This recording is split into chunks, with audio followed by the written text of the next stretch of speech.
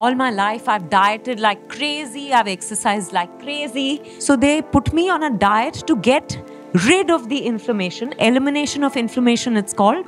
And it worked beautifully. The weight went like that. Celebrities जेव्हा कुठल्या diet बद्दल बोलतात तर त्या सगळ्या माहितीला आपण जरा एक इंग्लिशमध्ये म्हणतात ना, take it with a pinch of salt. कधीच तुम्हाला खरं नाही सांगणार काय केलं. नेहमी लक्षात ठेवायला पाहिजे की हॉलिवूड बॉलिवूडचं जे वातावरण आहे ते काही हेल्थकडे नाही बघत आहे. सर्वसामान्य हेल्दी डाएट खात असतो, बॅलन्स डाएट.